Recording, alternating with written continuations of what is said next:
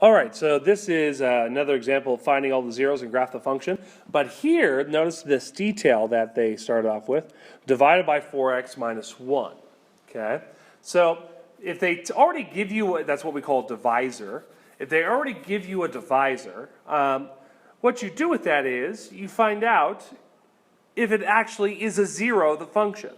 So if I solve that, let's just go ahead and solve it up here. So 4x minus 1 equals 0. You would add 1. 4x equals 1. Divide by 4. X equals 1/4. Okay? So, x equals 1/4. We're going to see if that actually works out to be one of my answers. Okay? And another thing we do with that information is x equals 1/4. Well, that's not a very nice number to do synthetic division. It's still possible to do synthetic division, but normally we like reserving synthetic division for when my possible answers might be whole numbers like -3 or 5, something like that. So I'm going to go ahead and do polynomial long division here. Again, you could do synthetic division, but I think it's a little bit easier to manage if we just do long division. And of course, the divisor goes on the outside, so 4x minus 1. On the inside, I'm going to be sure to make sure it's in order, because notice how it's kind of jumbled out of order. Make sure you notice that. So 4x cubed plus 31x squared plus 8x minus 4. And with polynomial long division, again, the goal is, just like with regular division, we need to get from 4x to 4x cubed.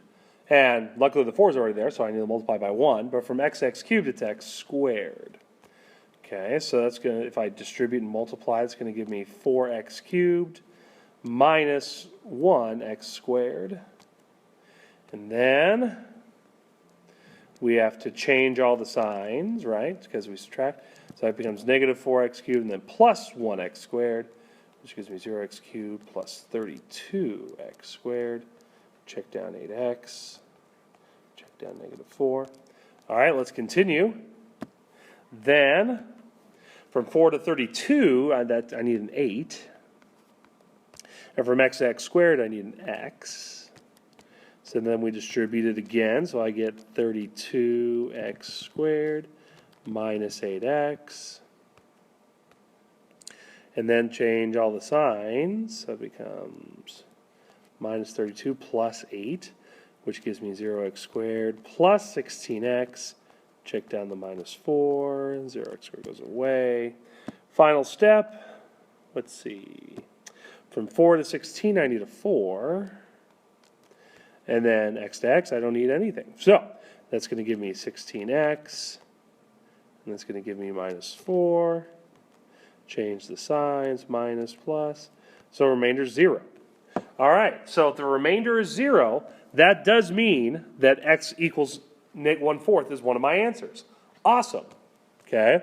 Now, the other two answers are hidden in the, when I divide, the quotient is what we call that, the answer. Okay, so I need to figure out x squared plus 8x plus 4. So x squared plus 8x plus 4. Okay. So again, there's a bevy of different methods we can use for quadratics, x factoring. You'll find that it doesn't work. Perhaps we could try complete the square. Sure, why not? Okay. And by complete the square, here's what we do. We want to put the perfect number there. So minus 4 or plus 4 equals 0. Okay. What goes in my blank space is half of b, which half of 8 is 4, and 4 squared is 16. But if I add 16 to the left side, I need to add 16 to the right side. Okay, and right here we've set up the perfect square trinomial, which will give us x plus 4 squared. So we have plus 4 equals 16. Okay, with solve for x, so the way we do that, subtract 4 from both sides. We have x plus 4 squared equals 12. Square root both sides. And that's going to give me x plus 4 equals plus or minus whatever the square root of 12 is. And if I'm guesstimating, because I don't quite know the square root of 12, I'm going to say 3.48. That's going to be my guess. Square root of 12. 3.46. That was close. Okay. Then let's go ahead and subtract 4 from both sides. So then I get x equals negative 4 plus or minus 3.46. Okay? And if I weren't graphing, I would actually be happy with square root of 12. But because I'm graphing, that's why I have the decimals in place.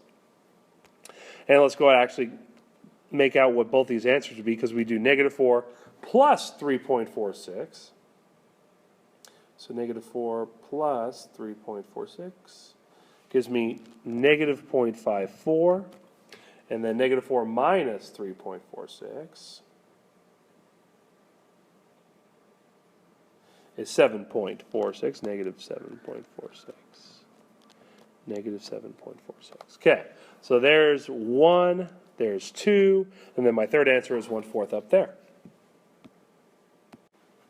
All right, now that we have all three answers, let's go ahead and graph our x-intercepts here.